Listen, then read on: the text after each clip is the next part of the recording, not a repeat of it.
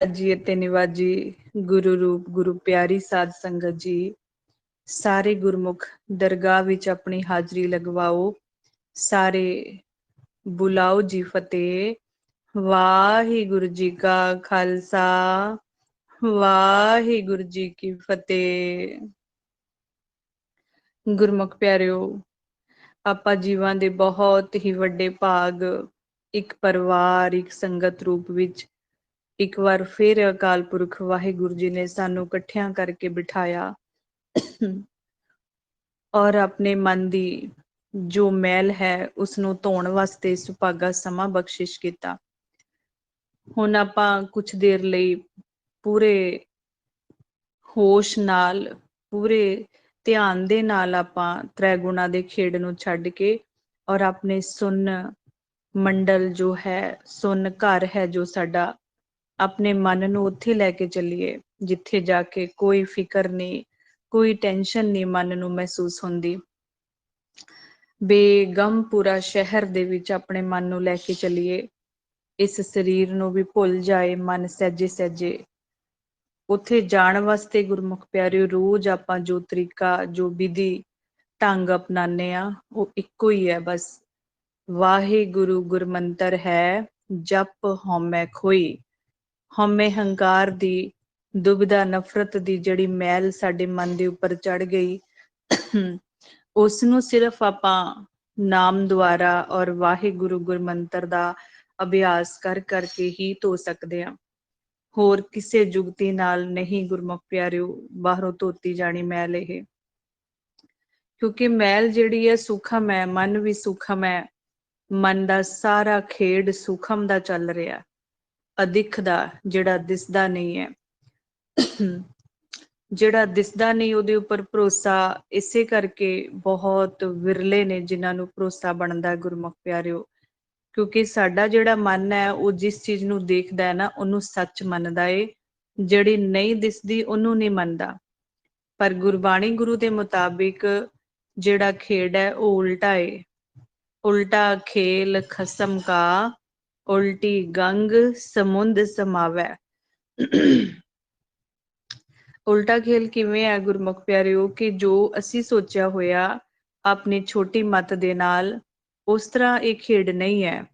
ਆਪਾਂ ਇਹ ਸੰਸਾਰ ਸਾਗਰ ਨੂੰ, ਧੀਆਂ ਪੁੱਤਰਾਂ ਨੂੰ ਔਰ ਜੋ ਆਪਣਾ ਮਾਲਕ ਨੇ ਦਿੱਤਾ ਇਹ ਕੰਮਕਾਰ, ਇਹ ਜੋ ਮਹਿਲ ਮਾੜੀਆਂ ਦਿੱਤੀਆਂ ਨੇ, ਮਨ ਇਹਨਾਂ ਨੂੰ ਦੇਖ ਦੇਖ ਕੇ ਇਹਨਾਂ ਦੇ ਨਾਲ ਜੁੜ ਗਿਆ, ਸੱਚ ਮੰਨ ਕੇ ਬੈਠ ਗਿਆ ਇਸ ਸੰਸਾਰ ਨੂੰ।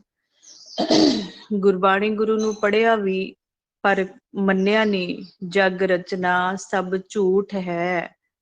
ਗੁਰੂ ਸਾਹਿਬ ਦੱਸ ਰਹੇ ਨੇ ਕਿ ਜਿਹੜੀ ਇਹ ਜਗ ਰਚਨਾ ਬਣਾਈ ਹੈ ਮੈਂ, ਇਹ ਸਾਰੀ ਝੂਠ ਹੈ।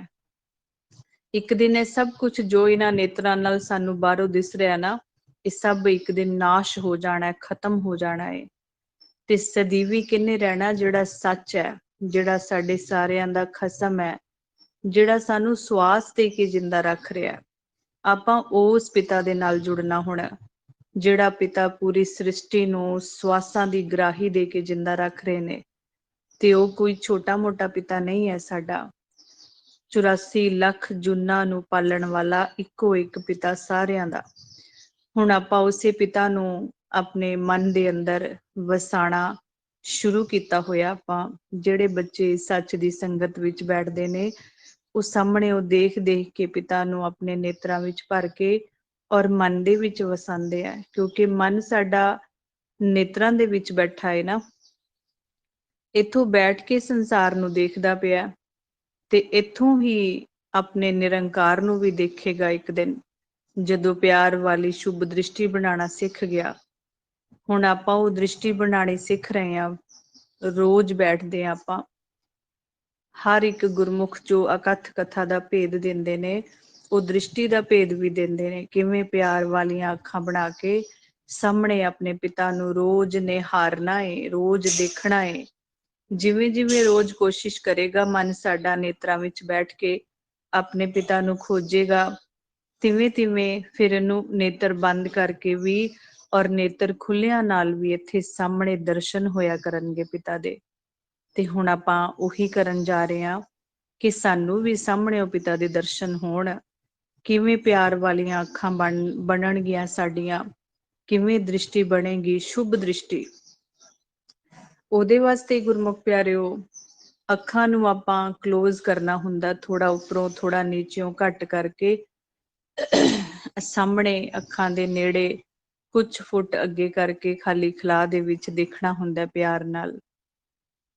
ਮਹਿਸੂਸ ਕਰਨਾ ਕਿ ਜਦੋਂ ਮੈਂ ਪੂਰੀਆਂ ਅੱਖਾਂ ਖੋਲਦਾ ਉਦੋਂ ਮੈਨੂੰ ਇੱਥੇ ਕੋਈ ਲੇਅਰ ਕੁਝ ਵੀ ਮਹਿਸੂਸ ਨਹੀਂ ਹੁੰਦਾ, ਪਰ ਜਦੋਂ ਮੈਂ ਅੱਖਾਂ ਨੂੰ ਕਲੋਜ਼ ਕਰਦਾ, ਘੱਟ ਕਰਦਾ, ਛੋਟੀਆਂ ਕਰਦਾ ਤੇ ਕਿ ਇੱਥੇ ਪਰਤ ਬਣ ਜਾਂਦੀ ਹੈ ਸ਼ੀਸ਼ੇ ਵਰਗੀ, ਇੱਕ ਪਾਣੀ ਵਰਗੀ ਲੇਅਰ ਬਣ ਜਾਂਦੀ ਹੈ। ਬਸ ਇਹਨੂੰ ਹੀ ਗੁਰਮੁਖ ਪਿਆਰਿਓ ਨਿਹਾਰਨਾ ਹੈ ਸ਼ੁਰੂਆਤ ਵਿੱਚ। ਜਿਵੇਂ ਜਿਵੇਂ ਸਾਡਾ ਮਨ ਰੋਜ਼ ਇੱਥੇ ਦੇਖੇਗਾ, ਫਿਰ ਏਰੀਆ ਜਿਹੜਾ ਇਹ ਨਿਖਰੇਗਾ। ਜਿਵੇਂ ਆਪਾਂ ਪਿਤਾ ਦੀ ਆਵਾਜ਼ ਅਨਹਦ ਸ਼ਬਦ ਸ਼ੁਰੂਆਤ ਵਿੱਚ ਗੁਰਮੁਖ ਦੱਸਦੇ ਨੇ ਕਿ ਬਹੁਤ ਮੱਧਮ ਸੁਣਦੀ ਹੈ ਆਵਾਜ਼, ਜਦੋਂ ਧਿਆਨ ਲਗਾ ਕੇ ਬੈਠੀਏ ਸਿਰਫ ਉਦੋਂ ਸੁਣਦੀ ਹੈ। ਇਸੇ ਤਰੀਕੇ ਪਿਤਾ ਦੇ ਦਰਸ਼ਨ ਵੀ ਗੁਰਮੁਖ ਪਿਆਰਿਓ ਪਹਿਲਾਂ ਇਸ ਤਰ੍ਹਾਂ ਹੀ ਹੋਣਗੇ, ਜਿਵੇਂ ਇੱਕ ਸ਼ੀਸ਼ੇ ਦੀ ਤਰ੍ਹਾਂ ਪ੍ਰਕਾਸ਼ ਸਾਨੂੰ ਥੋੜਾ ਥੋੜਾ ਨਜ਼ਰ ਆਏਗਾ, ਮਹਿਸੂਸ ਹੋਏਗਾ। ਫਿਰ ਜਿਵੇਂ ਜਿਵੇਂ ਰੋਜ਼ ਬੈਠਾਂਗੇ, ਰੋਜ਼ ਕੋਸ਼ਿਸ਼ ਕਰਾਂਗੇ, ਇਹੀ ਤੇ ਗੁਰਮੁਖ ਪਿਆਰਿਓ ਸਾਡੀ ਮਿਹਨਤ ਹੈ, ਜਿਹੜੀ ਭਗਤੀ ਕਰਨੀ ਹੈ ਨਾ ਮਨ ਨੇ, ਇਹੀ ਕਰਨੀ ਹੈ। ਜਿਹੜੇ ਦੋ ਮੇਨ ਪੁਆਇੰਟ ਨੇ, ਇੱਕ ਤਾਂ ਪਿਤਾ ਨੂੰ ਦੇਖਣ ਤੇ ਜ਼ੋਰ ਲਗਾਉਣਾ, ਦੂਜਾ ਪਿਤਾ ਦੀ ਆਵਾਜ਼ ਨੂੰ ਸੁਣਨ ਤੇ, ਨਾਮ ਨੂੰ ਸੁਣਨ ਤੇ ਜ਼ੋਰ ਲਗਾਉਣਾ। ਬਸ ਇਹ ਸਾਰੀ ਭਗਤੀ ਦਾ ਸਾਡੇ ਤੱਤ ਨਿਚੋੜ ਇਹ ਦੋ ਪੁਆਇੰਟ ਨੇ।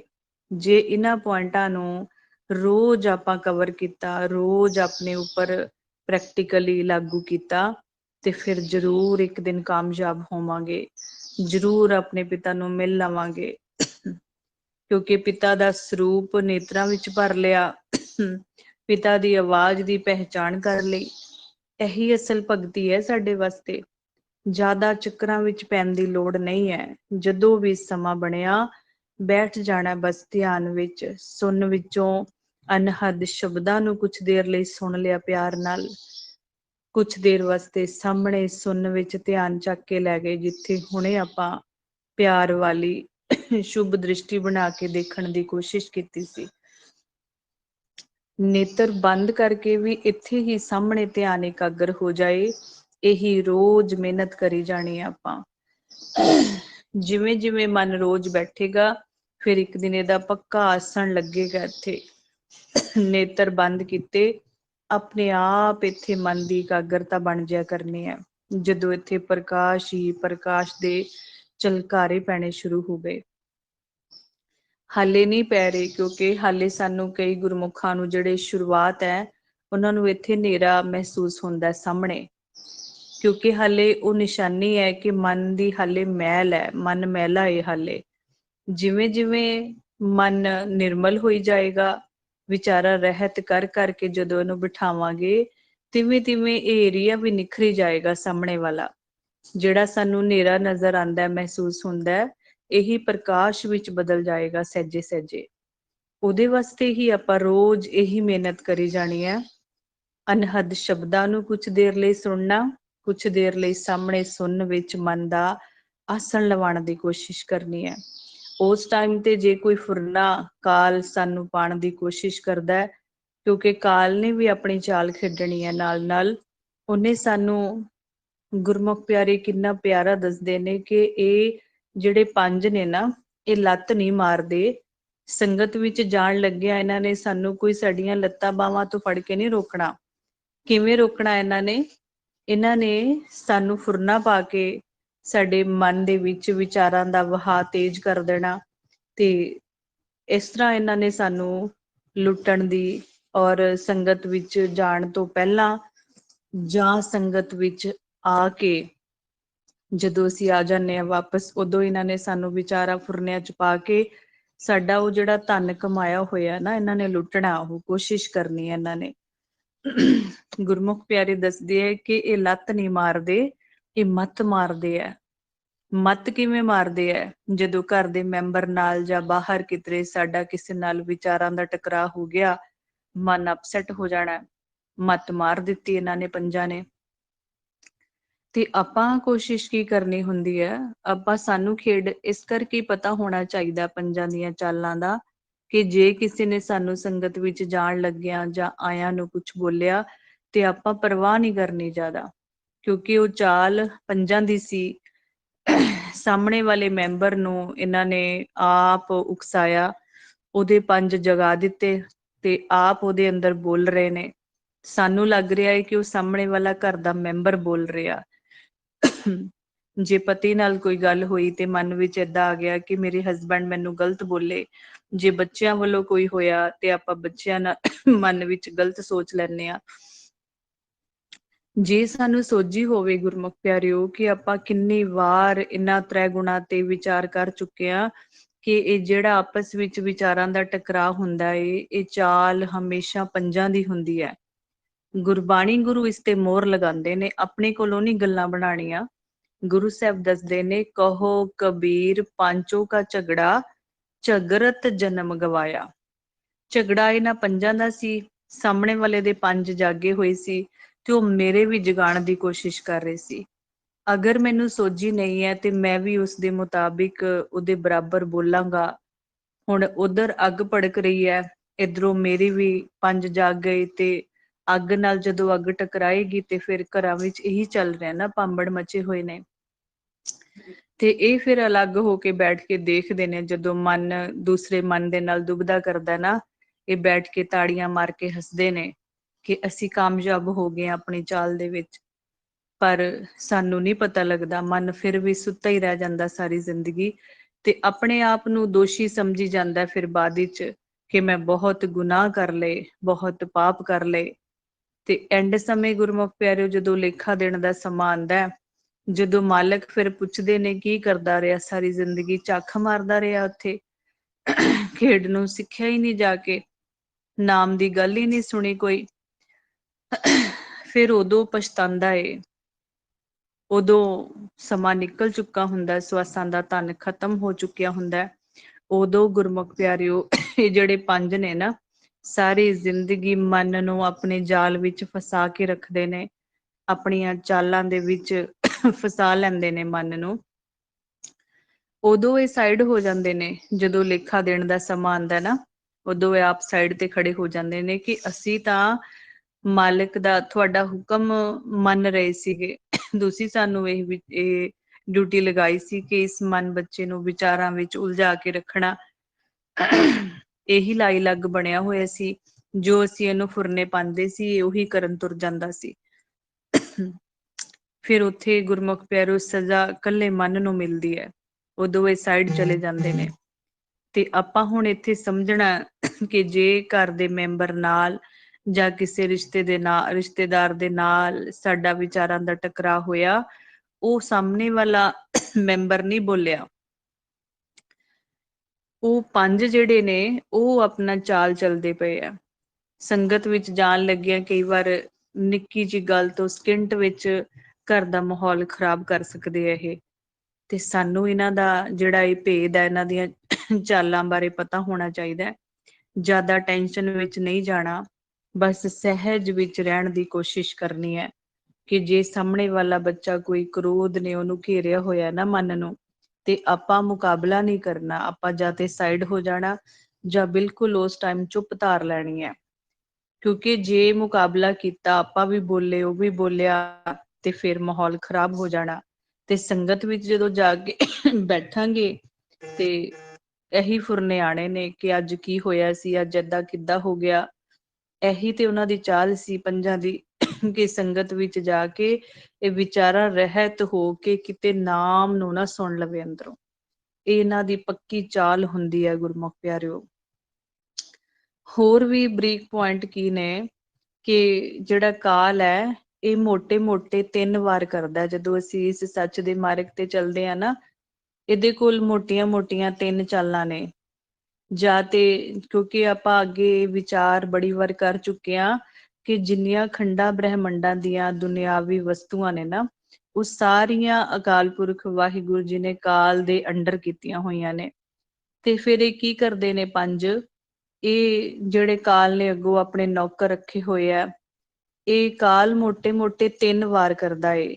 ਜਿਹੜੀ ਮਾਇਆ ਦੀ ਡਿਊਟੀ ਲੱਗੀ ਹੈ ਨਾ ਕਾਲ ਦੀ, ਜਦੋਂ ਜਿਨ੍ਹਾਂ ਬੱਚਿਆਂ ਨੂੰ ਸੱਚ ਦਾ ਭੇਦ ਆਇਆ, ਉਸ ਮਾਰਗ ਤੇ ਚਲਦਿਆਂ ਇਹ ਮੋਟੇ ਜਿਹੜੇ 3 ਵਾਰ ਕਰਦਾ ਏ। ਪਹਿਲਾ ਵਾਰ ਕੀ ਹੈ ਕਿ ਇਹ ਆਪਣਾ ਮਾਇਆ ਵਾਲਾ ਹੱਥ ਇੰਨਾ ਜ਼ਿਆਦਾ ਖੋਲ ਦੇਗਾ ਕਿ 4 ਗੱਡੀਆਂ 4 ਡਰਾਈਵਰ ਸਾਡੇ ਅੱਗੇ ਖੜਾ ਕਰ ਦੇਗਾ ਲਿਆ ਕੇ, ਤੇ ਮਾਇਆ ਦਾ ਪੂਰਾ ਪ੍ਰਭਾਵ ਪਾ ਦੇਗਾ ਕਿ ਇਹ ਸੁੱਖਾਂ ਵਿੱਚ ਫਸ ਜਾਵੇ ਤੇ ਮਾਲਕ ਦੇ ਰਸਤੇ ਨੂੰ ਛੱਡ ਜਾਵੇ। ਤੇ ਫਿਰ ਇਹ ਕੀ ਕਰਦਾ ਗੁਰਮੁਖ ਪਿਆਰਿਓ, ਜੇ ਸੋਝੀ ਨਹੀਂ ਪੂਰੀ ਤਰ੍ਹਾਂ ਸਾਨੂੰ ਗੁਰਮਤ ਅਨੁਸਾਰ, ਤੇ ਅਸੀਂ ਸੋਚਦੇ ਹਾਂ ਕਿ ਅਸੀਂ ਨਾਮ ਜਪਿਆ ਸੀ ਤੇ ਇਹ ਤਾਂ ਵਾਰੇ ਨਿਆਰੇ ਹੋ ਗਏ, ਲਹਿਰਾ ਵਹਿਰਾ ਹੋ ਗਈਆਂ, ਕਿਰਪਾ ਹੋ ਗਈ ਹੈ ਸਾਡੇ ਤੇ ਮਨ ਫਸ ਗਿਆ, ਭਗਤੀ ਦੇ ਮਾਰਗ ਤੋਂ ਭਟਕ ਗਿਆ, ਰੋਕ ਲੱਗ ਗਈ। ਦੂਸਰੇ ਨੰਬਰ ਤੇ ਗੁਰਮੁਖ ਪਿਆਰਿਓ ਇਹਦੇ ਕੋਲ ਜਿਹੜੀ ਚਾਲ ਹੈ, ਜਾਂ ਤਾਂ ਫਿਰ ਇਹ ਇੰਨੀ ਜ਼ਿਆਦਾ ਮਾਇਆ ਖਿੱਚ ਲੇਗਾ ਨਾ ਕਿ ਇਹ ਪੈਰਾਂ 'ਚ ਚੱਪਲ ਤੱਕ ਨਹੀਂ ਰਹਿਣ ਦੇਗਾ। ਇੰਨਾ ਜ਼ਿਆਦਾ ਕਾਲ ਕਈ ਵਾਰ ਤੰਗ ਕਰਦਾ, ਸਾਨੂੰ ਇਹਦੀਆਂ ਚਾਲਾਂ ਦਾ ਪਤਾ ਹੋਣਾ ਚਾਹੀਦਾ ਏ। ਫਿਰ ਕੀ ਹੋਏਗਾ ਗੁਰਮੁਖ ਪਿਆਰਿਓ, ਤਾਂ ਵੀ ਮਨ ਡੋਲ ਜਾਏਗਾ, ਟੈਨਸ਼ਨ ਵੀ ਚਲਾ ਜਾਏਗਾ, ਵਿਚਾਰ ਵੱਧ ਜਾਣਗੇ, ਤਾਂ ਵੀ ਇਹ ਭਗਤੀ ਵਾਲੇ ਮਾਰਗ ਤੋਂ ਭਟਕ ਜਾਏਗਾ। ਜੇ ਆਪਾਂ ਨਾ ਵੀ ਡੋਲੇ ਨਾ, ਜਿਹੜੇ ਰਿਸ਼ਤੇਦਾਰ ਨੇ, ਘਰ ਦੇ ਮੈਂਬਰ ਨੇ, ਉਹ ਸਾਨੂੰ ਡੋਲਾ ਦਿੰਦੇ ਨੇ, ਏਦਾਂ ਦਾ ਮਾਹੌਲ ਕਰ ਦਿੰਦੇ ਨੇ ਕਿ ਤੂੰ ਤਾਂ ਇੰਨਾ ਨਾਮ ਜਪਦਾ ਸੀ, ਤੂੰ ਤਾਂ ਇੰਨੀ ਭਗਤੀ ਕਰਦਾ ਸੀ, ਤੈਨੂੰ ਇੰਨੇ ਕਸ਼ਟ ਕਿਉਂ ਆ ਰਹੇ ਆ, ਹੈਨਾ। ਤੇ ਮਾਲਕ ਦੇ ਪ੍ਰਤੀ ਉਹ ਸਾਡੀ ਹੋਰ ਨੈਗੇਟਿਵਿਟੀ ਬਣਾ ਦਿੰਦੇ ਨੇ। ਤੇ ਕਮੀ ਸਾਡੀ ਆਪਣੀ ਹੁੰਦੀ ਹੈ ਗੁਰਮੁਖ ਪਿਆਰਿਓ, ਸਾਡਾ ਮਨ ਆਪਣਾ ਕਮਜ਼ੋਰ ਹੁੰਦਾ ਹੈ, ਕਿਉਂਕਿ ਸਾਨੂੰ ਸਹੀ ਮਾਰਗ ਔਰ ਇਹਨਾਂ ਬਰੀਕੀਆਂ ਦਾ ਪਤਾ ਹੀ ਨਹੀਂ ਹੁੰਦਾ। ਜਿਵੇਂ ਆਪਾਂ ਇਹ ਵੀ ਕਹਿੰਦੇ ਆ ਨਾ ਕਿ ਕੁਛ ਮਹੀਨੇ ਸਿਮਰਨ ਕਰਨ ਤੋਂ ਬਾਅਦ ਵੀ ਜਿਹੜੇ ਗੁਰਮੁਖ ਪ੍ਰੋਪਰ ਖੇਡ ਨੂੰ ਨਹੀਂ ਸਮਝਦੇ ਤੇ ਉਹ ਛੱਡ ਜਾਂਦੇ ਆ ਇਸ ਮਾਰਗ ਨੂੰ, ਕਿਉਂਕਿ ਉਹਨਾਂ ਨੂੰ ਸਿਰਫ ਇੰਨਾ ਸੁਣ ਲਿਆ ਉਹਨਾਂ ਨੇ ਕਿ ਵਿਚਾਰ ਫੁਰਨਿਆਂ ਨੂੰ ਰੋਕਣਾ। ਪਰ ਵਿਚਾਰ ਫੁਰਨੇ ਰੁਕਣਗੇ ਕਦੋਂ? ਇਹ ਵੀ ਆਪਾਂ ਹਰ ਰੋਜ਼ ਵਿਚਾਰ ਕਰਦੇ ਆ ਕਿ ਜਦੋਂ ਸਰੀਰ ਨਾਲੋਂ ਸਾਡਾ ਮਨ ਅਲੱਗ ਹੋਏਗਾ, ਉਦੋਂ ਵਿਚਾਰ ਫੁਰਨੇ ਰੁਕਣੇ ਨੇ। ਅਗਰ ਮਨ ਬੋਡੀ ਦੇ ਨਾਲ ਜੁੜਿਆ ਰਿਹਾ ਤੇ ਕਾਲ ਨੇ ਫੁਰਨੇ ਪਾਣੇ ਹੀ ਪਾਣੇ ਨੇ। ਜੇ ਪਾਉਣ ਦੇ ਨਾਲ ਔਰ ਸਰੀਰ ਦੇ ਨਾਲ ਜੁੜਿਆ ਰਿਹਾ ਤੇ ਕਦੇ ਵੀ ਫੁਰਨਿਆਂ ਰਹਿਤ ਨਹੀਂ ਮਨ ਹੋ ਪਾਏਗਾ।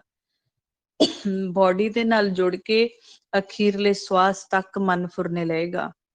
ਅਸੀਂ ਜਦੋਂ ਵੀ ਧਿਆਨ ਵਿੱਚ ਬੈਠਣਾ, ਤਾਂ ਹੀ ਤੇ ਆਪਾਂ ਕਹਿੰਦੇ ਆ ਸਭ ਤੋਂ ਪਹਿਲੇ ਨੰਬਰ ਤੇ ਆਪਣੇ ਸਰੀਰ ਨੂੰ ਢਿੱਲਾ ਛੱਡੋ। ਸਹਿਜੇ ਸਹਿਜੇ ਸਰੀਰ ਪਿੱਛੇ ਰਹਿ ਜਾਏਗਾ, ਮਨ ਸੁੰਨ 'ਚ ਜਾ ਕੇ ਆਸਣ ਲਗਾ ਲੇਗਾ। ਉਦੋਂ ਗੁਰਮੁਖ ਪਿਆਰਿਓ ਆਪਾਂ ਫੁਰਨਾ ਲੈਣਾ ਵੀ ਚਾਹੀਏ ਨਾ, ਤਾਂ ਵੀ ਫੁਰਨਾ ਨਹੀਂ ਆਏਗਾ। ਇੰਨਾ ਮਨ ਖੁਮਾਰੀ ਵਿੱਚ ਚਲਾ ਜਾਏਗਾ ਜਦੋਂ ਆਪਣਾ ਸਰੀਰ ਭੁੱਲਣਾ ਸ਼ੁਰੂ ਹੋ ਗਿਆ। ਸਰੀਰ ਦੇ ਵਿੱਚ ਪੌਣ ਚੱਲ ਰਹੀ ਹੈ ਤੇ ਇੱਧਰਲਾ ਜਿਹੜਾ ਗੁਰੂ ਹੈ ਮਨ ਵਾਸਤੇ, ਉਹ ਪਵਨ ਗੁਰੂ ਹੈ। ਆਪਾਂ ਰੋਜ਼ ਇਹੀ ਕੋਸ਼ਿਸ਼ ਕਰਦੇ ਆ ਨਾ ਕਿ ਸੁਣਨ ਵਿੱਚ ਬੈਠਿਆਂ ਸਾਨੂੰ ਜਦੋਂ ਕੋਈ ਸੂਖਮ ਤੋਂ ਸੂਖਮ ਵੀ ਫੁਰਨਾ ਪਾਇਆ ਕਾਲ ਨੇ, ਤੇ ਆਪਾਂ ਆਪਣੀ ਪੌਣ ਨੂੰ, ਸਵਾਸ ਨੂੰ ਰੋਕਣਾ।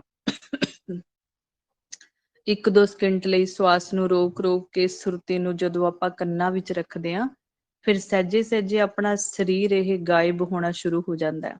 ਸਰੀਰ ਭੁੱਲਣਾ ਸ਼ੁਰੂ ਹੋ ਜਾਂਦਾ ਹੈ ਤੇ ਅੰਦਰ ਬਾਹਰ ਸਾਰਾ ਇੱਕ ਹੋ ਜਾਂਦਾ ਹੈ, ਸੁੰਨ ਹੀ ਸੁੰਨ ਹੋ ਜਾਂਦਾ ਹੈ। ਉਹ ਹੈ ਅਸਲ ਖੁਮਾਰੀ ਮਨ ਵਾਸਤੇ। ਜਦੋਂ ਮਨ ਵਾਸਤੇ ਸਾਰਾ ਏਰੀਆ ਹੀ ਸੂਖਮ ਹੋ ਗਿਆ, ਇਹ ਦ੍ਰਿਸ਼ਟਮਾਨ ਆਕਾਰ ਜਿਹੜਾ ਬੋਡੀ ਦਾ ਆਪਣਾ, ਇਹ ਖਤਮ ਹੋ ਗਿਆ ਉਨੀ ਦੇਰ ਵਾਸਤੇ। ਮਨ ਪੂਰੀ ਤਰ੍ਹਾਂ ਸੁੰਨ ਦੇ ਵਿੱਚ ਬੈਠ ਗਿਆ ਆਸਣ ਲਗਾ ਕੇ। ਪਹਿਲੇ ਨੰਬਰ ਤੇ ਗੁਰਮੁਖ ਪਿਆਰਿਓ ਜਿਹੜਾ ਕਾਲ ਇਸ ਮਾਰਗ ਤੇ ਚਾਲ ਖੇਡਦਾ, ਉਹ ਕੀ ਕਰਦਾ? ਜਾਂ ਤੇ ਮਾਇਆ ਇੰਨੀ ਜ਼ਿਆਦਾ ਖੋਲ ਦੇਗਾ ਕਿ ਸਾਡੇ ਆਸੇ-ਪਾਸੇ ਸਾਰੇ ਮਾਇਆ ਦਾ ਪ੍ਰਭਾਵ ਹੀ ਹੋ ਜਾਏਗਾ।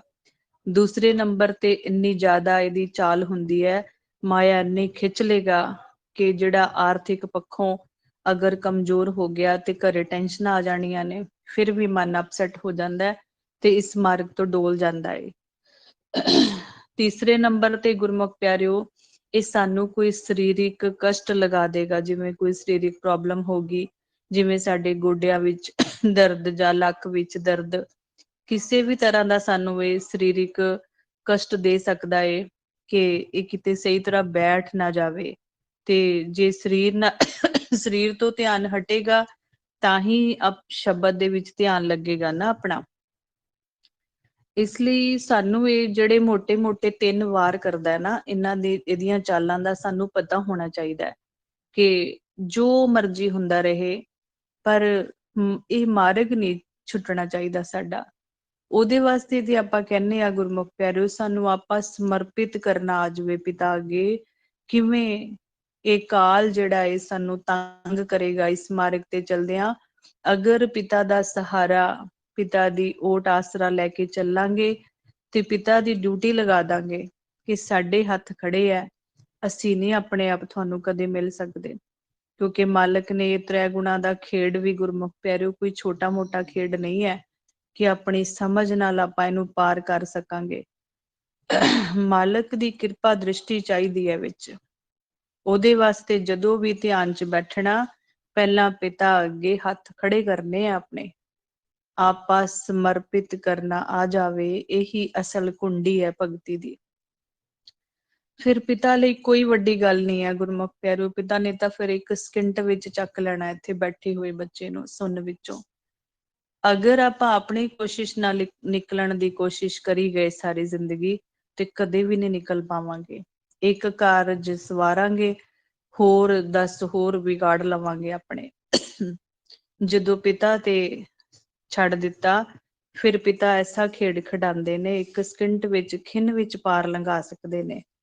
ਇਸ ਲਈ ਆਪਾਂ ਇਸ ਗੱਲ ਨੂੰ ਵੀ ਸਮਝਣ ਦੀ ਕੋਸ਼ਿਸ਼ ਕਰਨੀ ਹੈ ਕਿ ਸਾਨੂੰ ਕਾਲ ਬਾਰੇ ਵੀ ਇਹ ਜਿਹੜੀਆਂ ਬਰੀਕੀਆਂ ਨੇ ਪਤਾ ਹੋਣੀਆਂ ਚਾਹੀਦੀਆਂ ਨੇ। ਚਾਹੇ ਦੁੱਖ ਆਵੇ, ਚਾਹੇ ਸੁੱਖ ਆਵੇ, ਪਰ ਇਸ ਮਾਰਗ ਤੋਂ ਭਟਕਣਾ ਨਹੀਂ, ਲੱਗੇ ਰਹਿਣਾ ਹੈ, ਚੱਲੀ ਜਾਣਾ ਇਸ ਮਾਰਗ ਤੇ, ਡਿੱਗਦੇ ਟੈਂਦੇ ਜਿੱਦਾਂ ਵੀ ਹੈ। ਕਦੇ ਤੇ ਮਾਲਕ ਪੁਕਾਰ ਸੁਣਨਗੇ ਨਾ, ਕਦੇ ਤਾਂ ਆਪ ਆਣਗੇ ਲੈਣ।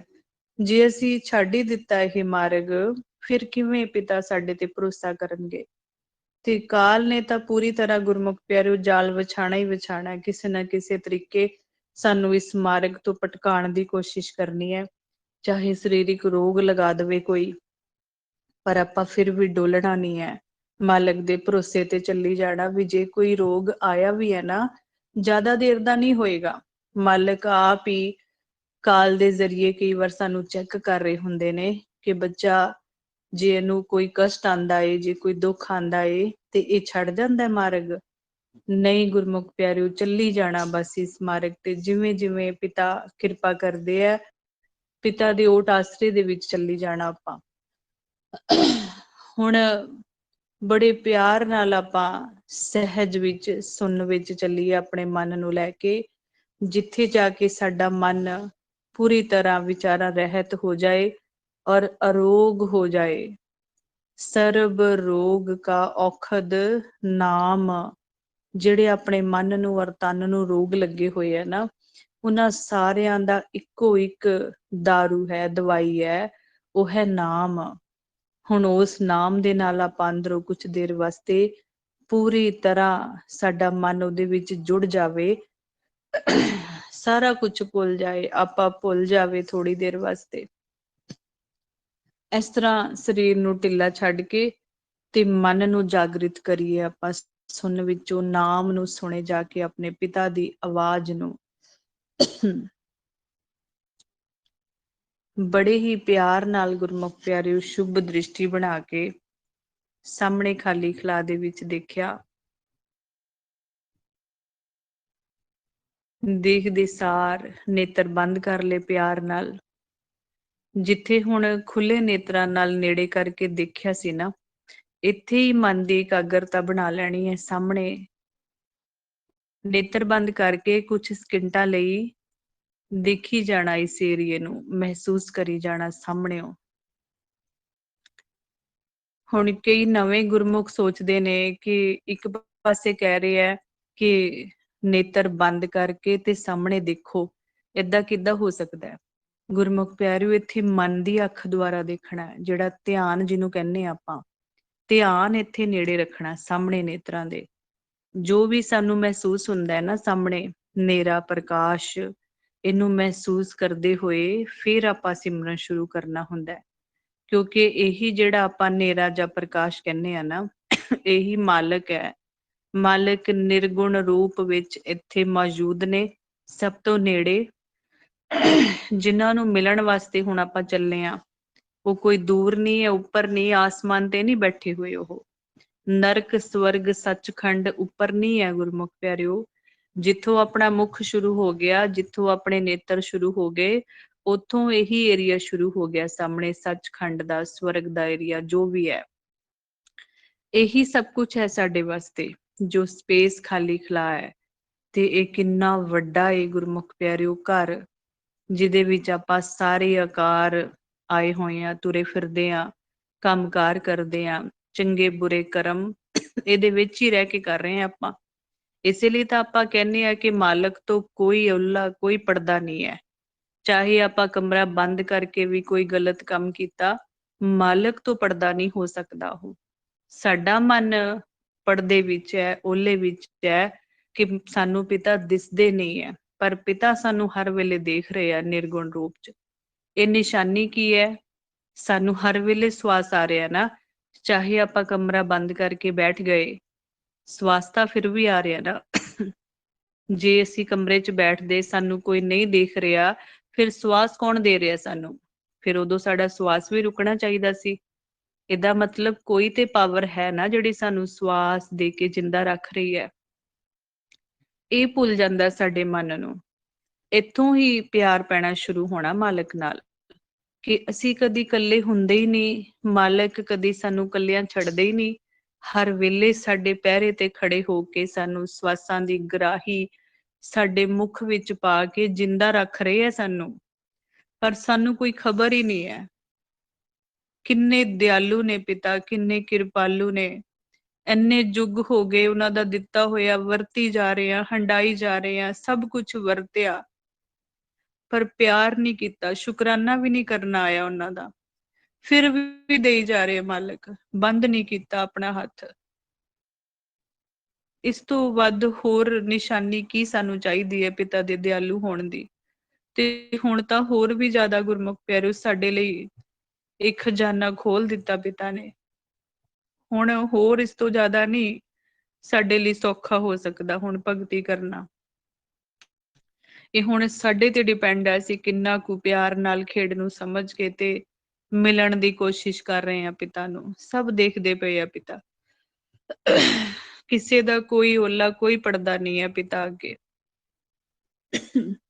ਸਾਡਾ ਪਰਦਾ ਚੁੱਕਿਆ ਜਾਵੇ, ਭਰਮ ਦਾ ਪਰਦਾ। ਸਾਡਾ ਜਿਹੜਾ ਕਾਲ ਨੇ, ਜਿਹੜੀ ਕੂੜ ਦੀ ਪਾਲ ਸਾਡੇ ਅੱਗੇ ਔਰ ਮਾਲਕ ਦੇ ਵਿਚਕਾਰ ਖੜੀ ਕੀਤੀ ਹੋਈ ਹੈ ਨਾ, ਉਹ ਲਿਥਣਾ ਚਾਹੀਦਾ ਪਰਦਾ ਸਾਡਾ।